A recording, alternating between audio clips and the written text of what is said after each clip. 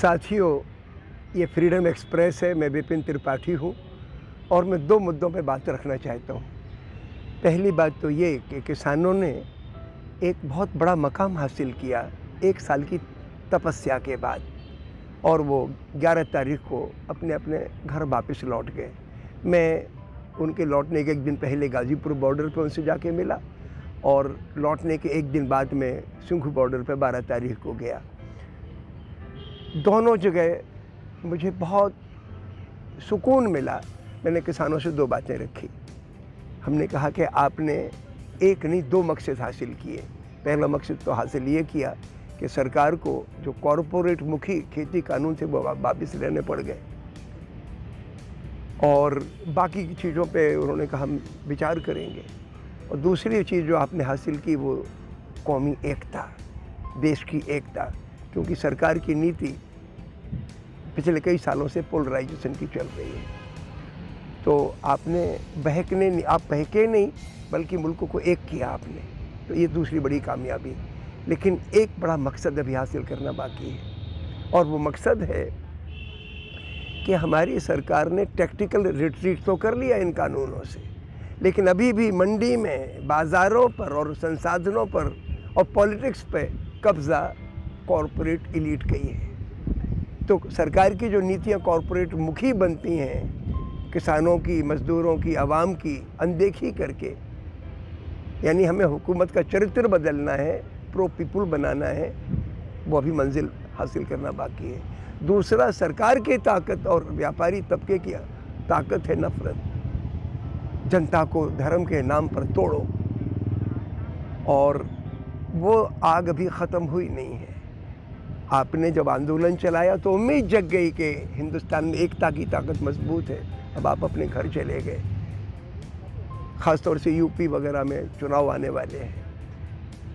डर इस बात का है कि सरकार जज्बाती मुद्दे फिर उछालेगी और लोग टूटेंगे, हमारी राजनीति फिर पिछड़ जाएगी, जनता की अनदेखी करेगी और कारपोरेट की गुलाम बन जाएगी। लिहाजा आपको चौकस रहने की ज़रूरत है। मैं चाहता हूँ कि किसान गांव-गांव में अपनी सत्याग्रही सभाएं बना लें, ताकि एकता भी मजबूत रहे और गांव की स्वायत्तता कायम हो। गांव अभी सब सर्विएंट बन गया है कि भाई कारखानों के लिए अनाज पैदा करना है या कच्चा माल पैदा करना है, तो गांव पैदा तो करेगा लेकिन मंडी में उसकी आवाज़ नहीं होगी। कारखाने वालों की शर्तों पे उसका माल ख़रीदा जाएगा। उसी तरीके से खाने पीने की चीज़ें गांव में ही पैदा होती हैं, दूध वहीं पैदा होता है, उनकी चीज़ों के दाम भी मंडी के हाथ में, किसान के हाथ में नहीं है। लिहाजा गांव-गांव में ये सत्याग्रही सभाएं, गांव की आवाज़ बने, गांव में पूंजी का निर्माण हो, गांव में छोटी मशीन आधारित उद्योग खड़े हों ताकि सबको रोज़गार मिले, ये काम करना बाकी है। तो ये तो किसानों पे मैं चाहता हूँ कि किसान इस पर विचार करें। इसके अलावा हिंदुस्तान की जो पॉलिटिकल पार्टीज़ हैं, जो पिछले कई सालों से सरकार की इस नीति से मुल्क को नहीं बचा सकी, तोड़ने वाली नीति से, उनके सामने एक मौका है।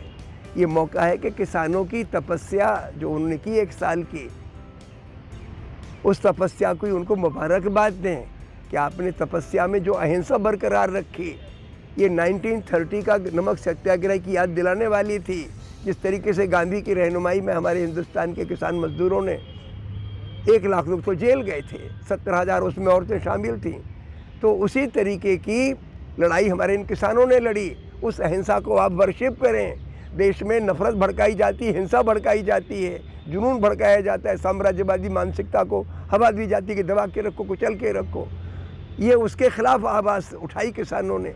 मैं चाहता हूँ कि आप लोग मोहल्लों में, गाँव में, शहरों में फेरियाँ निकालें, छोटी छोटी सभाएं करें, प्रार्थना सभाएं करें कि भाई हमने अहिंसा की ताकत फिर से बहाल की है और हमें उसको मजबूत करना है, ताकि ये जंग का जुनून, नफ़रत का जुनून ठंडा पड़े। अगर आपने ये किया तो बहुत बड़ा काम होगा। एक बात और मेरे दिमाग में कई दिनों से चुभ रही है। अभी पिछले शुक्रवार को मैं सेक्टर 37 गया था, गुड़गांव, और उस गुड़गांव में चूँकि मस्जिदें काफ़ी कम हैं, काफ़ी शहर फैल गया है, तो लोगों को मस्जिदों में नमाज अदा करने की जगह नहीं मिलती, तो लोग ऐसी जगहों पे जहाँ के ज़्यादा बड़ा इस्तेमाल नहीं होता है उन जगहों पे जाके नमाज़ पढ़ते थे। उसमें एक सेक्टर 37 भी है गुड़गांव का, वहाँ लोगों ने नमाज़ पढ़ते थे।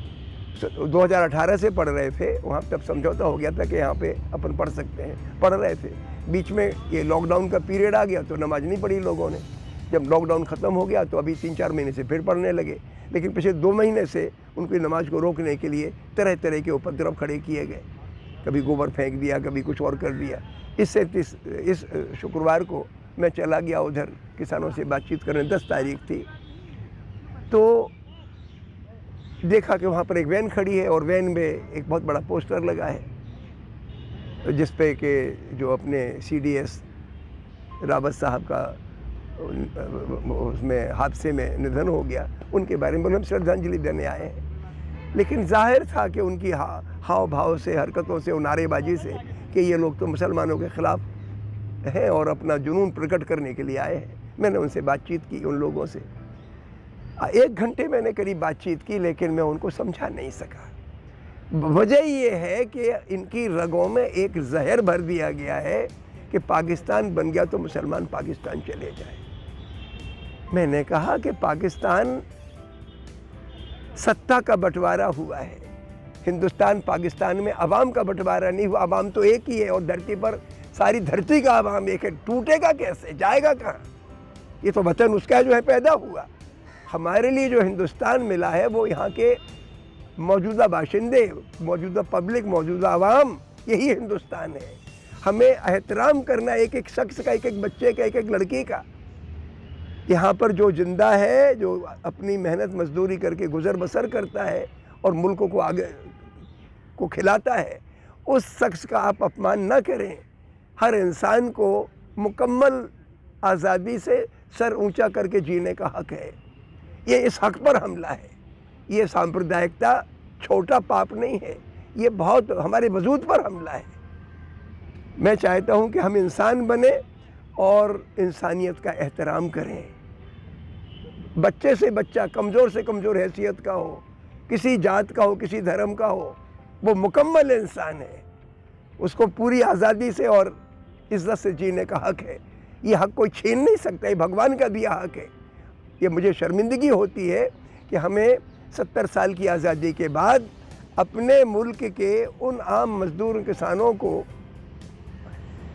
उनके बुनियादी हक दिलाने के लिए संघर्ष करना पड़ता है, ये आवाज़ उठानी पड़ती है। हम चाहते हैं कि हम आत्मनिरीक्षण करें और सच्चाई के रास्ते पे आगे बढ़ें। बहुत बहुत शुक्रिया।